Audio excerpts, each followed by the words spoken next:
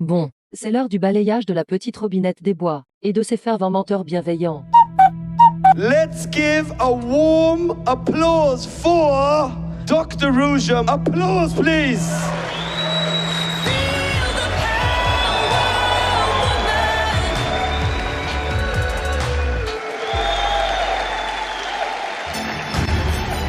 This network was created to become and to fuel the growth of OneCoin, which I strongly believe will be the #1 cryptocurrency worldwide.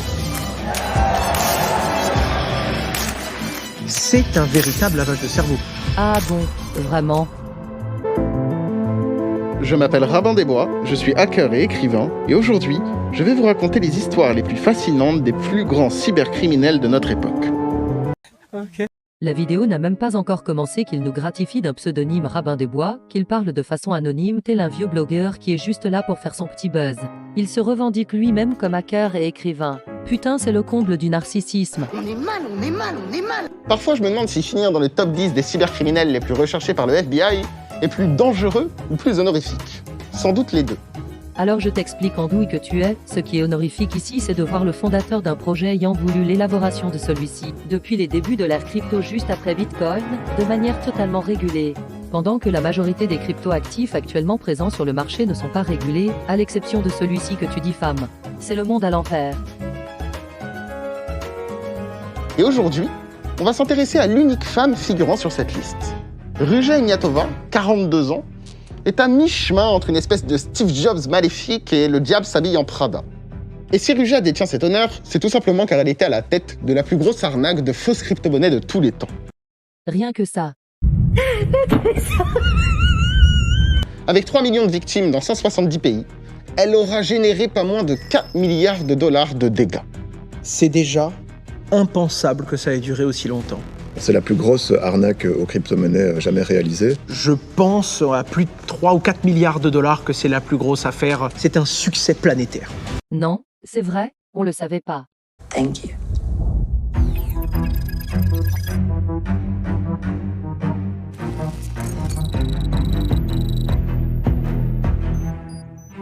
Depuis toute petite, elle rêve de richesse et elle va se donner tous les moyens d'y arriver. Elle passe son enfance en Bulgarie, son pays de naissance, mais à l'âge de 10 ans, sa famille déménage en Allemagne. Nouveau départ pour la future Madoff au féminin. Dotée d'un cerveau très bien garni, elle aurait obtenu un bachelor de la prestigieuse université d'Oxford en Angleterre en 2005, puis un doctorat en droit privé international à l'université de Constance en Allemagne. Une fois ses diplômes encaissés, elle poursuit sa quête du billet et devient ainsi la plus jeune partenaire associée chez McKinsey en Bulgarie, célèbre société de consulting. Pendant 6 ans, elle va rester là-bas en tant que consultante. Et ce qui se dit sur elle, c'est qu'elle est extrêmement intelligente, polyglotte, il se pourrait même qu'elle maîtrise jusqu'à 7 langues différentes. Exactement, ouais. T'es bien renseigné, toi. Et apparemment, elle impressionnait tous les banquiers, les investisseurs et les hommes du milieu qu'elle pouvait y croiser. Tu m'étonnes. C'est une ponte dans son domaine. C'est une personne qui inspire confiance parce qu'elle se présente comme quelqu'un qui a de grands diplômes. Elle a un diplôme en droit d'Oxford. Elle vient de grands cabinets de consultance. Elle a réussi dans la vie en tant qu'entrepreneuse. Elle a déjà prouvé qu'elle pouvait gagner de l'argent. Mais malgré un CV en titane et des compétences solides, sa soif d'argent va la conduire vers le côté obscur du billet. Lorsque McKinsey ferme sa filiale en Bulgarie, Ruja est complètement sur le banc de touche. En juillet 2014, Ruja est embauchée chez Bitcoin. C'est faux. C'était le tout début de son entreprise avant le rebranding de la marque OneCoin en 2014. Crypto-monnaie qui est en réalité une arnaque reposant sur un Ponzi. Un montage financier frauduleux qui consiste concrètement à habiller Paul en déshabillant Jacques. Ah, je vois. Tu parles de Jacques et ses fameux pantalons à une jambe. La deuxième histoire, c'est celle qui, à mon avis, résume le mieux qu'aucune théorie économique, ce qui se passe aujourd'hui. C'est Shlomo qui téléphone à David en lui disant « Écoute, j'ai une affaire formidable à te proposer, j'ai un camion de pantalons, les pantalons valent $1. Tu les veux ?» Formidable.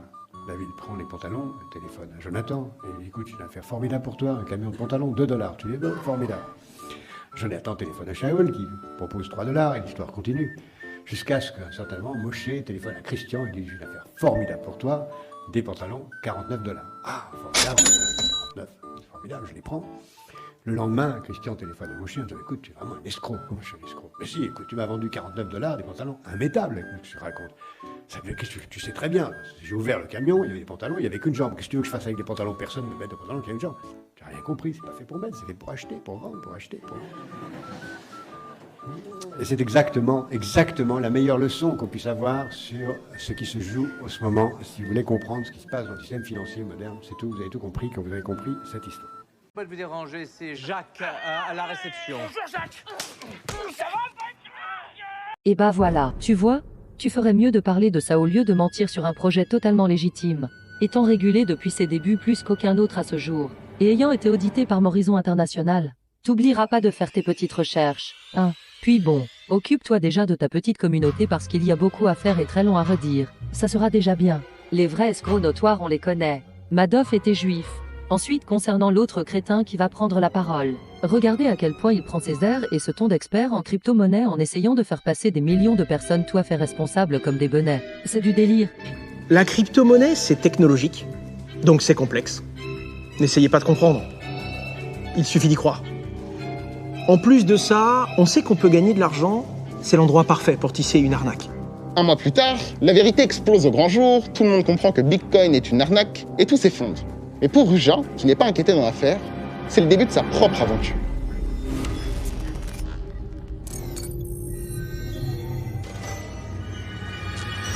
What is OneCoin?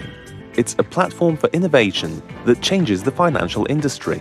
Millions of people around the world are mining OneCoin today. Use OneCoin to save your time and money every time you need financial services. Inspired by Dr. Ruja Ignatova's strong vision to provide access to financial services for everyone. One world, one coin. Join the financial revolution. Maintenant regardez à quel point la séquence qui va suivre est gênante au possible. Tout est surjoué et dans le sensationnel dans ce pseudo-reportage diffamatoire. C'est d'un ridicule sans nom.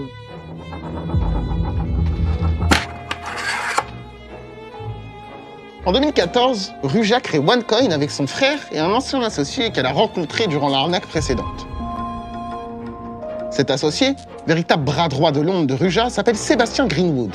Il occupe officiellement la place de Master Distribution chez OneCoin. This is, of course, a very special moment for us. We are here to make sure you succeed. We are very, very proud to bring One Life Network to you, OneCoin to you. I want to see your success together with me on this plane. So, see you soon. Thank you very much. OneCoin, One Life. Dans un premier temps, OneCoin affirme être une vraie crypto et promet d'être sécurisé, facile à utiliser, pas cher et fait gagner du temps. Concrètement, c'est tous les mots-clés que vous retrouvez à l'époque dans les arnaques aux cryptos. Mais qu'est-ce que tu nous racontes? Va jouer à tes cartes Pokémon.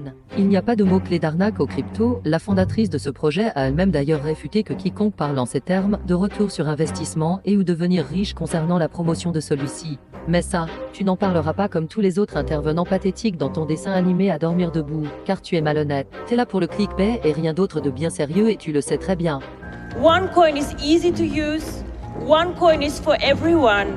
Make payments everywhere, everyone, globally.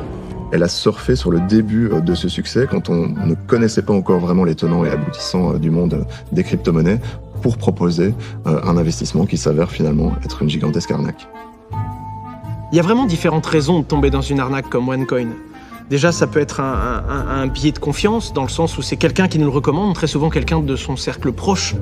Tu dis n'importe quoi. Il n'y a pas différentes raisons à proprement parler de tomber dans ce que tu décris comme une arnaque et qui n'en est pas une. C'est juste une méthode non conventionnelle dans l'univers crypto global de faire la promotion d'un projet et qui est perçue à tort d'un mauvais way en raison de l'image de l'industrie MLM. Personne n'a été forcé ou manipulé à rejoindre ce projet. S'il a massivement été rejoint, c'est qu'il a bel et bien des atouts que en tant que personne orgueilleuse et imbécile comme toi, tu n'es même pas capable de reconnaître. Pendant que la majorité des crypto-actifs non régulés n'ont pas ces qualités-là, telles que le Bitcoin que tu défends avec ta secte car tu te fais dessus à l'idée que cela puisse lui faire de l'ombre en faisant de la concurrence déloyale et du cyberharcèlement. Depuis des années à propos de ce projet avec tous tes petits copains pseudo-traders du dimanche de Twitter. All of this are saying we are not a Ponzi. Et donc ils font de l'ombre en gros au Bitcoin. Et donc ils font de l'ombre en gros au Bitcoin. c'est surtout à propos de ça que tu devrais poser ton gros cul sur ta chaise pour nous en parler un peu plus, mais tu n'y trouves rien à redire bizarrement, n'est-ce pas? C'est la seule entreprise au monde qui a mis en application les normes CDD, KYC, KYB, KYCC, la norme AML anti-blanchiment d'argent et CFT, et ce même bien avant que toutes ces normes soient exigées par les régulateurs. Donc tu te la fermes, et tu retournes à la cuisine. Femelle.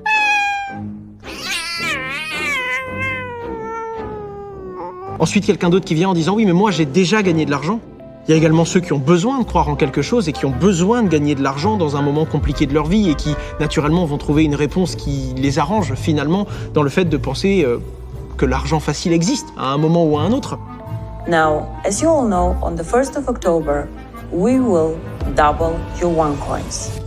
Whatever you have in your account will double. Cliquez ici, on va multiplier par 2 vos euros, personne n'y croit. Cliquez ici, vous avez multiplié par 2 vos bitcoins. C'est une arnaque qui marche encore aujourd'hui. Parce que les gens se disent que c'est différent. Alors ici, c'est simple et pas très compliqué à comprendre, il s'agissait simplement d'une offre promotionnelle de la société aux membres établis et ou soit de ce qui est appelé un split, en raison de l'évolution du projet. Tout comme certains exchanges offrent des tokens pour des questionnaires crypto et autres opérations marketing au même titre que tout projet crypto, c'était la politique de l'entreprise à ce moment-là. Il n'y a rien d'alarmant. En réalité, elle met en place une pyramide de Ponzi. All of this are saying we are not a Ponzi. On collecte les investissements de ses clients en leur promettant un taux de rentabilité mirobolant qu'ils ne pourront obtenir bien évidemment nulle part ailleurs. On accumule un maximum d'oseille et puis on rémunère les investisseurs avec leur propre argent, mais aussi avec celui des nouveaux entrants. C'est illégal parce que c'est basé sur le mensonge et sur l'abus de confiance. Et c'est d'ailleurs sur ces deux motifs-là que souvent les auteurs de pyramides Ponzi sont condamnés. C'est pour escroquerie et abus de confiance. Alors elle est avocate en droit numérique avec un diplôme tout droit sorti d'un Kinder Surprise pas plus tard que la veille. Et elle est incapable de discerner que la fondatrice n'a jamais été promotrice de son projet, à l'exception des quelques participations à ces événements pour faire office de figure principale, ce qui est tout à fait normal. Sinon, il n'y aurait pas l'utilisation du MLM pour promouvoir cette entreprise. Quand on se l'ouvre, on se doit d'être précis.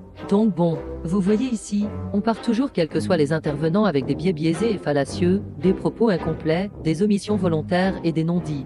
Et pour la majorité d'entre eux, c'est toujours pour des intérêts personnels et de la concurrence déloyale. Vous devriez avoir honte tout autant que vous êtes. Bien maîtrisé, le Ponzi peut entraîner un effet boule de neige quasi inarrêtable, avec une avalanche de victimes. Ce sont des arnaques qui vont venir jouer sur le côté crédule de l'utilisateur qui va tomber toujours plus profond. Et quand il va se rendre compte qu'il ne peut plus sortir de ce piège, il n'aura peut-être qu'une seule issue, faire rentrer d'autres personnes qui vont occuper sa place. Elle va même aller plus loin en termes de nombre de victimes que Bernard Madoff, l'escroc américain des années 1990 qui lui aussi avait bâti une pyramide de Ponzi. Il avait réussi à convaincre 20 000 investisseurs expérimentés du monde de la finance qu'en rugeant, on a engrainé 3 millions comme vous et moi, d'illustres viandes qui rêvent de billets faciles dans plus de 170 pays dans le monde. Vous voyez la manière dont il en parle la plupart du temps, avec ses schématiques de participants à un réseau censé illustrer et imager une pyramide de Ponzi selon eux, non mais mort de rire.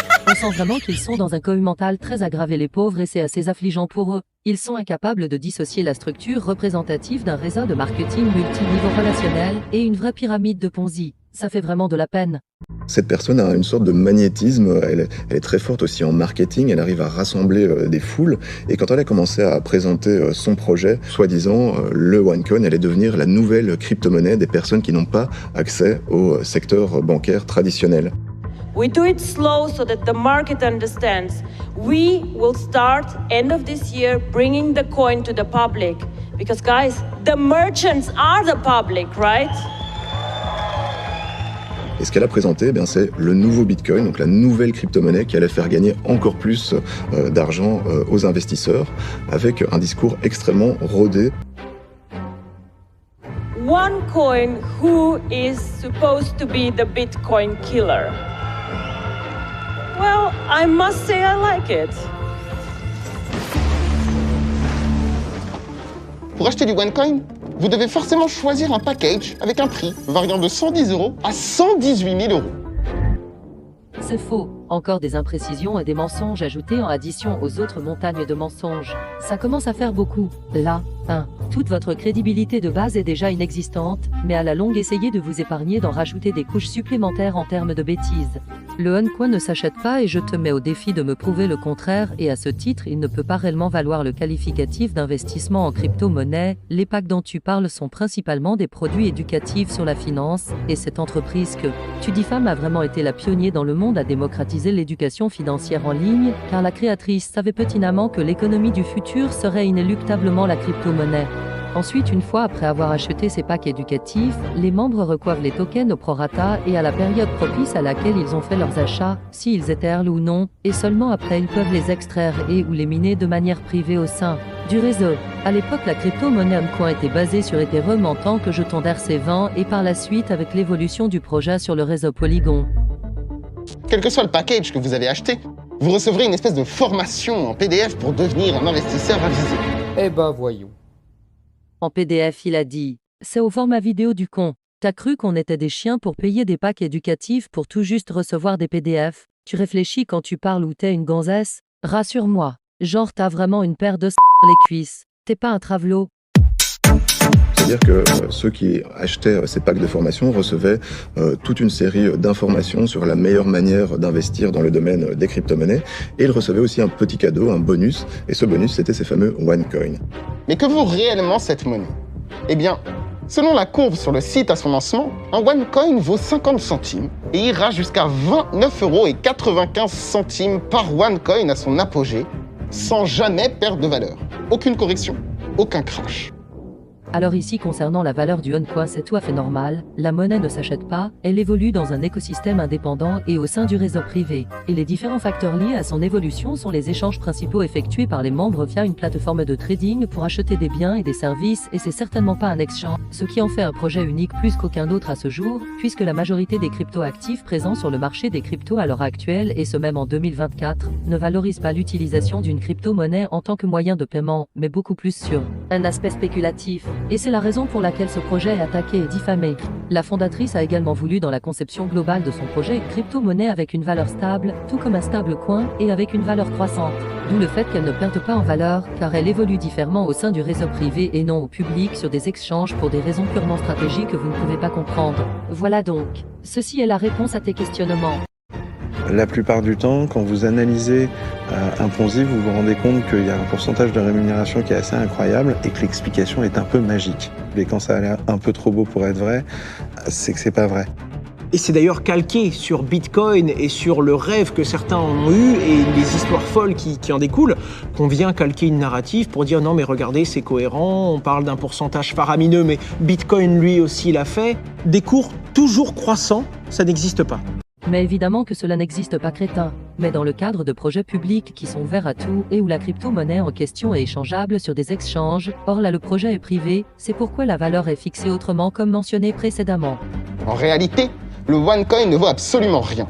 Si cette crypto-monnaie ne valait strictement rien comme tu le dis si bien avec plein de certitude, elle n'aurait pas l'attrait qu'elle a aujourd'hui, et elle ne s'échangerait pas non plus contre des biens et des services. De plus, elle vaut tellement rien qu'elle n'a laissé personne indifférent peu importe que les gens soient pour ou contre, tout le monde a surmédiatisé ce projet, aucune entreprise au monde a déjà subi un tel battage médiatique, des attaques à répétition en tout genre et du cyberharcèlement.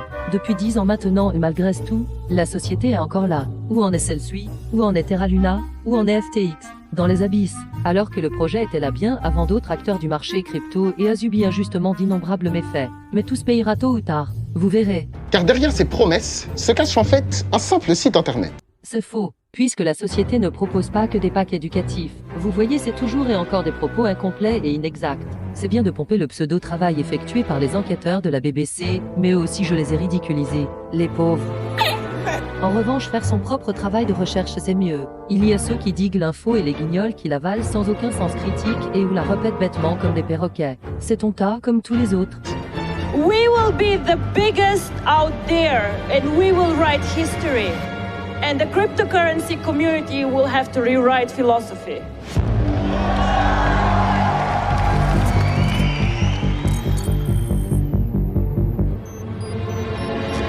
Pour développer le business, attirer de nouvelles viandes, avoir de la chair fraîche et du sang frais dans l'abattoir, Ignatova et son bras droit Greenwood passent au niveau supérieur avec le MLM, abréviation de multi-level marketing. C'est tout le mécanisme où en fait toute personne qui rentre dedans va ensuite essayer de convertir d'autres personnes Quand on voit un système très agressif comme ça, on peut commencer à se poser des questions. C'est une méthode non conventionnelle certes, mais stratégique. Et la preuve en est, cela a porté ses fruits et chaque entreprise est libre de fixer ses propres méthodes marketing. Donc, que vous le vouliez ou non, c'est une entreprise qui se démarque totalement des autres dans sa création. Là où la plupart voient quelque chose de porteur où il n'y a rien, d'autres voient une réelle opportunité justement là où il y en a. Et non, il n'y a pas à se poser des questions juste pour une simple méthode marketing qui sort des sentiers battus.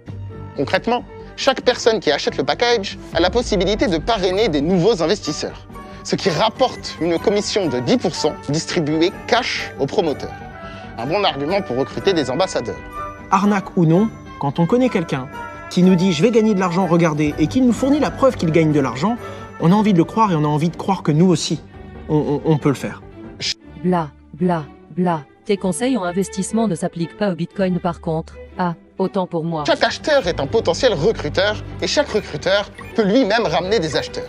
C'est une espèce de bouche à oreille rémunérée, le piège parfait est tendu.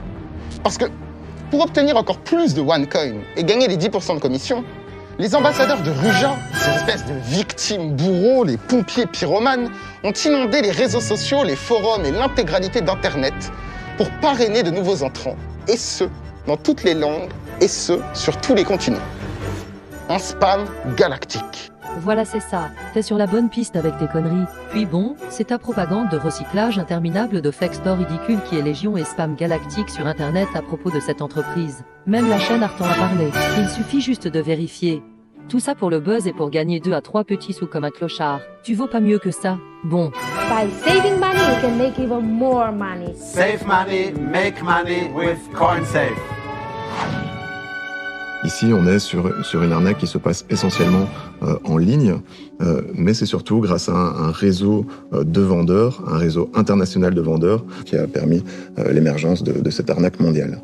Au niveau belge, eh bien, le revendeur principal, c'est une personnalité connue, c'est un ancien député, Laurent Louis. Bah alors Gilles de la Tourette Misquine. Il a besoin de répéter une quinzaine de fois le mot arnaque comme tous les autres clowns en une seule et même phrase pour se rassurer que ce qu'il dit est vrai. C'est inquiétant. Puis d'y voir, t'as l'air de le connaître ce député. Tu parles de sa personne comme si t'avais élevé les cochons avec lui. On sent le conflit d'intérêts et le pourparler à charge, mais certainement pas le franc-parler. C'est dommage.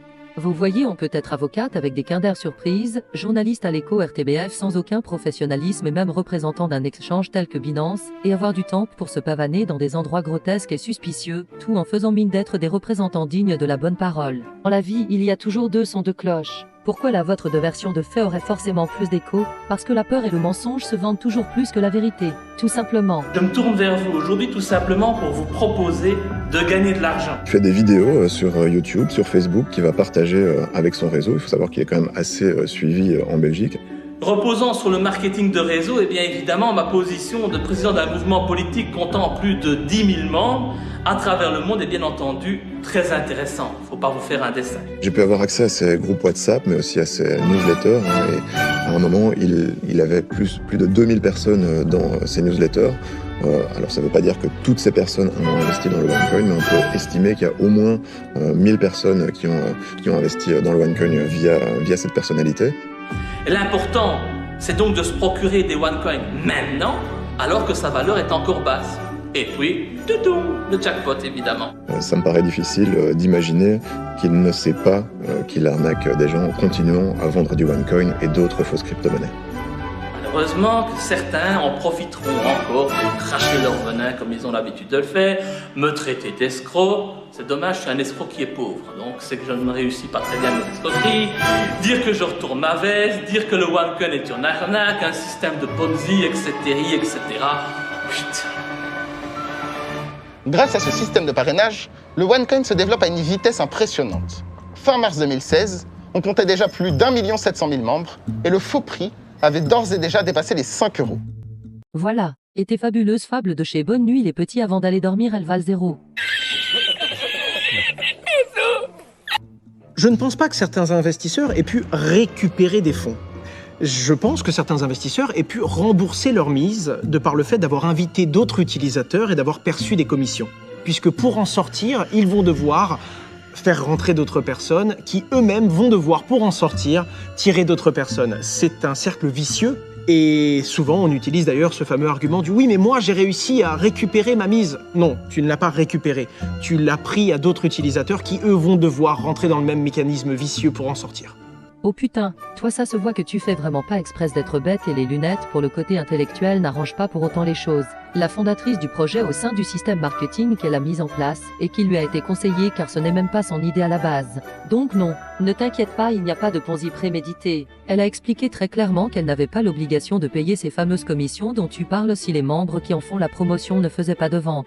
Ce qui exclut de facto indéniablement ta fausse vision fantasmagorique d'un présumé Ponzi. Donc réveille-toi abruti, ça fait 10 ans que cette société est encore là malgré ton acharnement diffamatoire et ton déni de femmelette.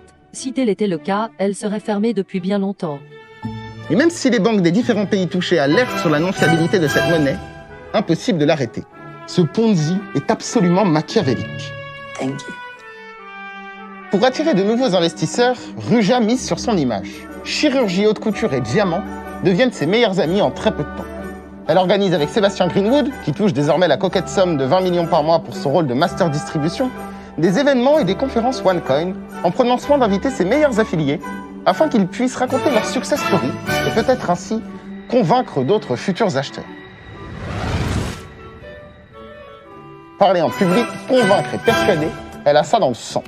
Plus les conférences s'enchaînent, et plus les personnes boivent ses paroles. Et les tiennes de parole qu'elle omnieuse ta communauté la digère assez bien dans son ensemble, et rares sont ceux qui remettent en question les affirmations fausses que tu déblatères inutilement. Il suffit de vérifier sous l'espace commentaire de ta vidéo. Ton haut de manchot est bien mignon avec des scènes surjouées et tout. Mais entre tes galipettes et la réalité des faits, il y a un sacré fossé mon grand. Fallait revoir ta copie avant de te pointer comme un pauvre plagieur. Ce qui en dit long sur tes méthodes de travail en les prenant pour des cons. Tu crois sincèrement qu'ils doivent te remercier ou t'insulter? Bon.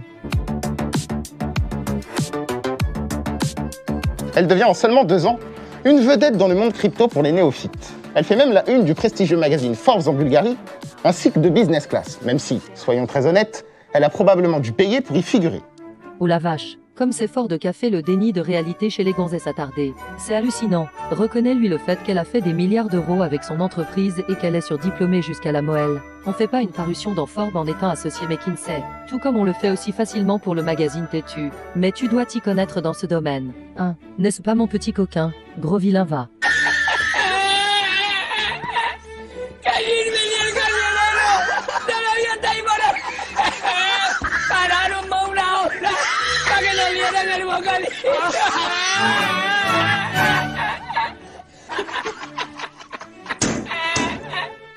En 2016, Ruja Ignatova est accueillie comme une turbo rockstar à la Wembley Arena de Londres. Le stade d'une capacité de 12 500 personnes est loué par Ruja pour qu'elle puisse promouvoir le OneCoin, tranquillement, en présentant sa révolution comme si elle était Steve Jobs. Aucun rapport. Laisse Steve Jobs là où il est, et elle n'a pas besoin de faire la rockstar comme tu dis, car c'en est une. Les deux noms les plus connus de toute l'histoire de la crypto, c'est Satoshi Nakamoto et Ruja Ignatova, communément appelée la Crypto Queen. Comme c'est bizarre. Rien que ça te va. Bon. Let's give a warm applause for our creator, our founder, our lovely Dr. Ruja, my sister these days. 1, 2, 3. Applause, please.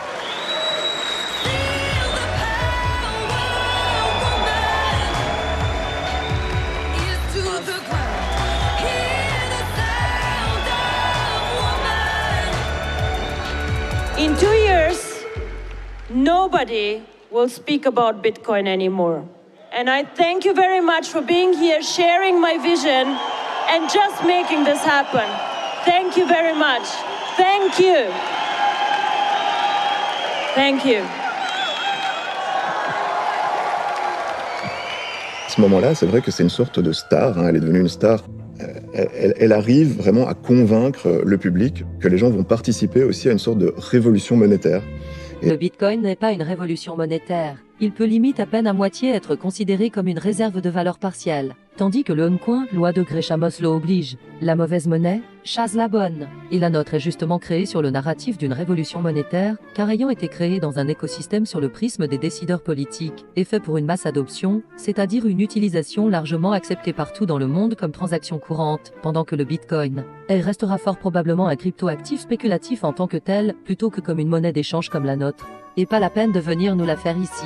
Il y a tout juste 3 commerçants qui acceptent le Bitcoin comme moyen de paiement dans le monde. Nous, c'est des milliers et des milliers. Bah ouais Gilles, tu fais ton petit malin, tu rigoles pour rien, mais c'est la réalité. Et c'est ça qui a permis d'attirer énormément de monde dans cette aventure. Ruja est enfin passée au niveau supérieur de la richesse. Côté professionnel, elle fait des achats d'immeubles et de bureaux à Hong Kong et à Dubaï. Sur le plan privé, elle vit dans l'opulence et dans l'abus absolu. Plusieurs propriétés de luxe à Sofia, un penthouse à Londres, des œuvres d'art signées Andy Warhol et un bateau de 45 mètres. Un patrimoine diversifié, tangible et facile à revendre, l'exact opposé du OneCoin. Ça, c'est pas si sûr. Il faut se mettre à jour quoi. Ensuite arrête de rager un peu et sache au moins apprécier ta belle Audma Piguet. C'est déjà bien à ton niveau pour ton racolage intempestif. Allez pour le plaisir, on va la regarder fleck, mais genre grave trop bien. T'as vu?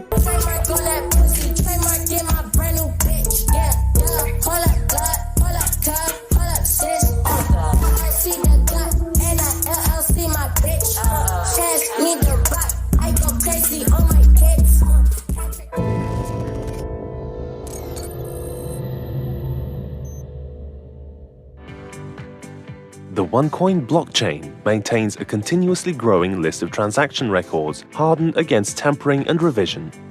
Guaranteed safety. At OneCoin, we are able to execute your transactions in a minute thanks to the powerful blockchain, a technological innovation that stores cryptocurrencies.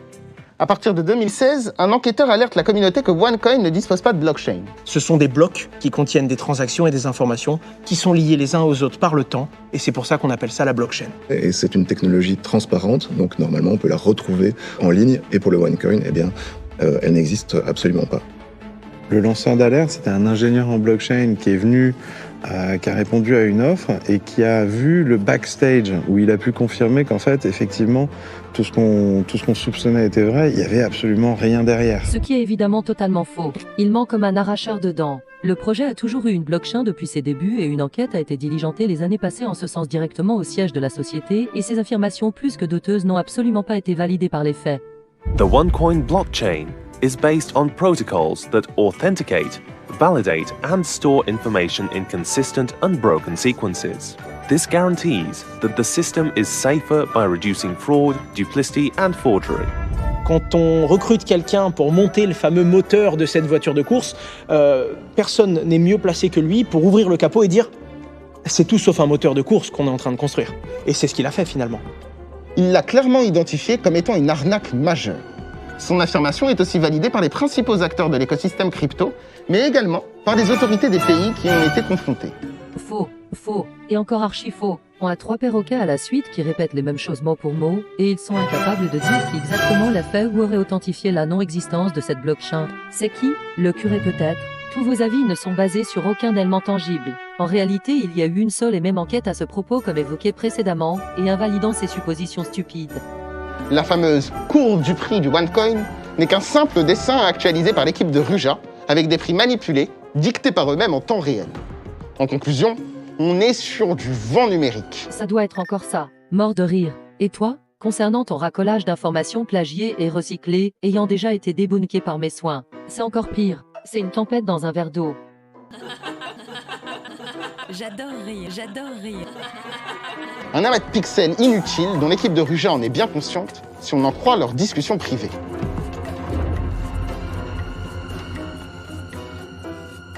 Discussions falsifiées qui plus est, qui servent de faux pour accréditer la dite thèse principale lamentable. Mais tu ne le sais pas, il y a également des vidéos deepfake de Ruja qui circulent, toujours dans un seul et unique but de causer du tort à l'image de cette société. Mais ça, tu n'en parleras pas. Hypocrite que tu es. Les mecs ils passent leur temps à essayer de détruire le projet des autres, et après ils ont le culot de venir vous dire « Mais vous avez vu ça ne marche pas. C'était un Ponzi, c'est trop facile. Vous êtes des pompiers pyromanes et vous le paierez tout autant que vous êtes. » Menacé par l'équipe de Ruja, ce lanceur d'alerte est toujours sous protection judiciaire aujourd'hui. Une personne qui menacerait un système qui pèse 4 milliards de dollars sur des dires et qui vient réellement faire douter et donc commencer à fissurer ce système qui tenait et qui était si rémunérateur depuis tant d'années, je comprends totalement qu'il soit aujourd'hui obligé de se cacher. Il a fait perdre probablement bien plus que certaines vies humaines et que le prix que ça aurait coûté de le faire éliminer. Ah enfin, on y vient.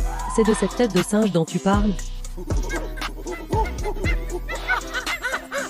Évidemment, c'est le fameux lanceur d'alerte que j'ai exposé, et celui qui a su révéler l'inexistence de la blockchain dans ce projet par sa simple parole magique, et qui bien évidemment au même titre que toi diffame et fait du cyberharcèlement à propos de cette société. Quelle honteuse personne que tu es.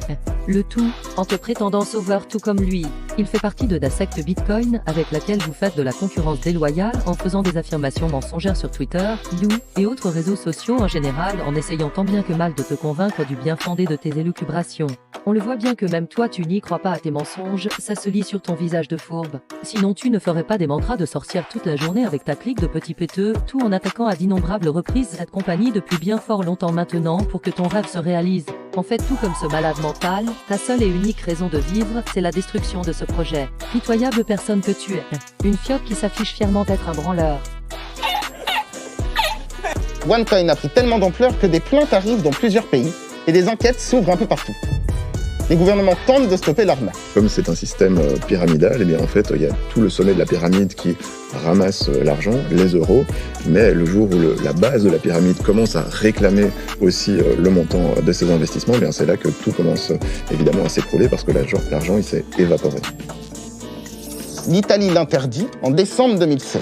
En avril 2017, 12 personnes sont arrêtées en Inde à la fin d'une conférence pour promouvoir OneCoin et près de 5 millions de dollars s'évaporent. En Allemagne, la société baptisée IMS, pourtant déconnectée sur le papier de OneCoin, est identifiée par les services d'enquête et ses comptes sont gelés. Chargée d'encaisser de l'argent en Europe, cette société aurait encaissé la coquette somme de 360 millions de dollars en 2017. Dans la foulée, la justice allemande interdit le OneCoin en Allemagne. Enfin. Finalement, ils étaient acculés de plus en plus. Ils ne pouvaient pas aller dans tous les pays du monde. Ils commençaient à préparer des exits, des sorties, parce qu'ils savaient que pour que ça se passe bien, il faut que du jour au lendemain, il n'y ait plus de réponse et il y ait des disparitions. Parce que ça ne pouvait plus durer. Le principe même du système, c'est qu'il arrive à tenir debout s'il y a plus d'entrants que de personnes qui veulent sortir. Et à un moment, mathématiquement, ça ne tient plus. Et c'est là qu'il faut se sauver. Donc pour un projet qui a tenu autant dans le temps, c'est un succès réel. Regardez comme même lui ne le réalise toujours pas. En effet, il y a de quoi être pété de rire. Donc, comme d'habitude, on enchaîne les inexactitudes les unes après les autres. Il y a eu des enquêtes en raison de la propagande médiatique à outrance dans les pays mentionnés, mais cela n'a pas été pour autant un avis défavorable à la continuation de ce projet qui a parfaitement été reconnu comme légal. Le mec, il se casse la tête avec des explications mathématiques non avenues et il est toujours à la recherche de son trésor rêvé et inesp qu'il appelle Ponzi, en bon pompier pyromane qu'il est. C'est fort culotté quand même. OneCoin number one. Ruja est dans le viseur des services d'enquête de tous les pays touchés par son arnaque. L'étau se resserre sur elle. Les mandats d'arrêt à son encontre se multiplient. La fête est finie, on remballe, c'est la fin de la partie.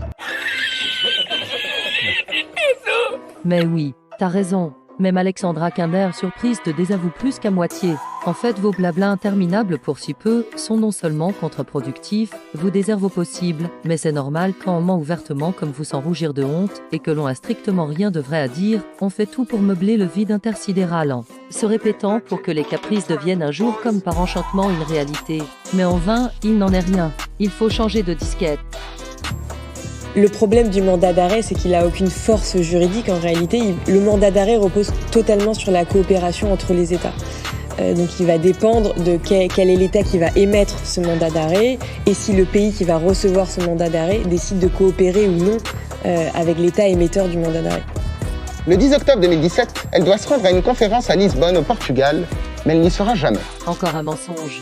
On ne les compte même plus tellement il y en a. Ici, tu voudrais faire croire et voudrais faire entendre à partir de ton plagiat de la BBC qu'elle se serait enfuie, alors qu'elle a laissé en réalité le management de sa société à d'autres personnes, dont une qui travaillait dans le secteur bancaire, et son frère Constantin.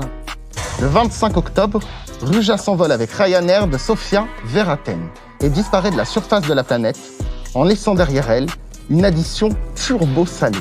Plus de 4 milliards de dollars. Du coup, elle est en Grèce ou sur la Lune?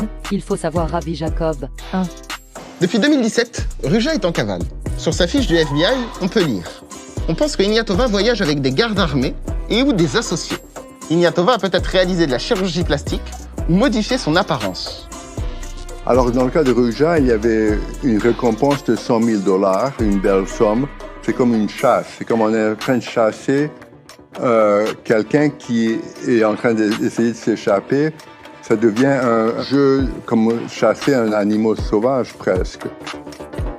Donc voilà, que des blablas, des peut-être, des suppositions foireuses et de l'anecdotisme à son paroxysme, et ont à rien à foutre du FBI et de l'établissement américain qui sont réputés pour être des cowboys et sont à l'évidence corrompus. La société n'a jamais réellement travaillé là-bas, ils n'ont donc par conséquent rien à dire, en se basant uniquement sur le narratif de la propagande, et non pas sur le cyberharcèlement que subit ce projet et ses membres depuis son commencement. Ça les arrange bien de s'en prendre à celui-ci, vu son ampleur, car ils flippent de voir une telle multinationale devenir une menace pour leur fausse souveraineté monétaire. Ces espèces d'imprimeurs de billets frénétiques. Mais eux par contre leur monnaie vaut quelque chose, hein? Il y a plusieurs théories qui planent sur la disparition de Ruja Ignatova. Déjà, première hypothèse, apparemment Ruja ne se trouverait pas sur la terre, mais sur la mer. Elle aurait été aperçue sur son méga yacht de 15 millions de dollars dans les îles grecques. En effet, les eaux internationales pourraient être une bonne cachette si jamais on a les États-Unis à ses trousses. Mais cela reste peu réaliste. Dans ma carrière, j'ai jamais vu de cybercriminels faire leur cavale en mer. C'est possible, mais en réalité, quand il y a une histoire comme ça, où il y a des sommes énormes, il y a beaucoup d'histoires qui s'inventent pour satisfaire l'intérêt du public. C'est plutôt ce qu'on lit dans les journaux du dimanche. Deuxième hypothèse, la plupart des gens pensent qu'elle mène un grand train de vie sous fausse identité, complètement refaite, grâce aux 2 milliards qu'elle a générés durant cette arnaque. Et enfin, il existe la dernière théorie, un peu moins glamour et beaucoup plus dark. Elle serait morte, disparue de la surface du globe. Ou de temps en temps, quelqu'un qui est en cavale fait semblant d'être morte. Pour essayer de s'échapper des services qui le recherchent, ils inventent une légende qu'ils sont morts. Des notes vocales ont été trouvées sur l'ordinateur d'un policier bulgare. Ruja aurait été tué dès 2017 par un dénommé Taki, surnommé le Cocaine King. Taki, grande figure du haut banditisme en Bulgarie, aurait été impliqué de très près dans OneCoin. Sur ces audios, une conversation détaille comment Ruja aurait été assassiné sur son yacht en Grèce, puis jeté à la mer.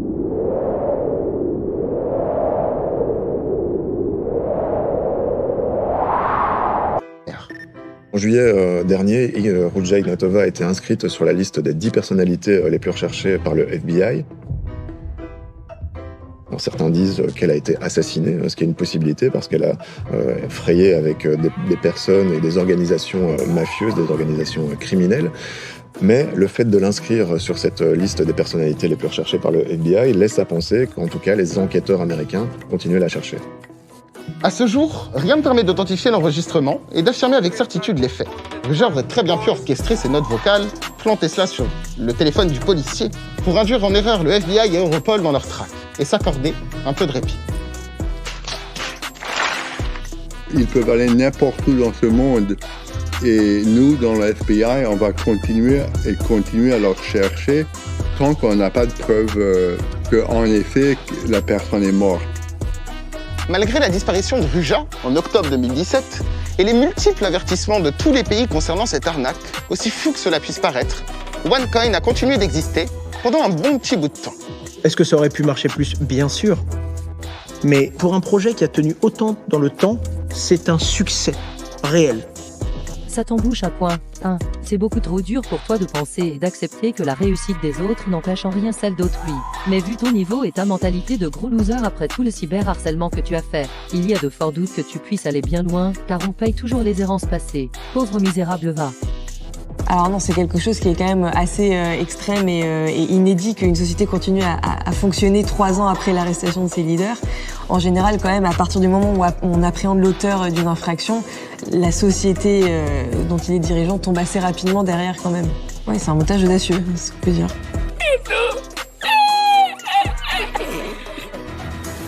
Il aura fallu l'arrestation du frère de Ruja par les États-Unis en 2019 pour que le site soit enfin fermé. Dinguerie.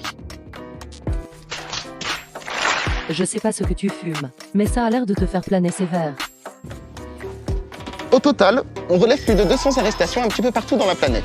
Le record est détenu en Chine avec 98 arrestations pour un montant de 280 millions de dollars. Alors, il y a en tout cas son frère, Konstantin Ignatov, qui est devant la justice américaine. On sait que lui, il plaide coupable, donc en quelque sorte, il balance sa sœur. C'est faux. Il avait plaidé non coupable en première instance, mais suite au chantage à répétition et d'intenses pressions psychologiques de la soi-disant justice américaine, il a fini par plaider coupable. Donc oui, il a plaidé coupable d'un Ponzi imaginaire qui hante vos petits esprits, mais en mentant. Donc cela n'en fait pas une vérité pour autant. Il y a aussi le Sebastian Greenwood qui est incarcéré aux États-Unis. Donc on attend qu'il y ait peut-être des condamnations dans les prochains mois, dans les prochaines années. Il y a aussi des choses qui se passent en Allemagne, mais pas encore de grosses condamnations. Impressionnant comme ça met du temps à arriver au cerveau. Affligeant. C'est tout simplement parce que la société est légale. Ce qui est fou dans cette histoire, c'est le refus des victimes d'accepter l'évidence. Mais par contre, d'accepter ton narratif de propagandiste de la Pravda ne serait pas encore beaucoup plus fou.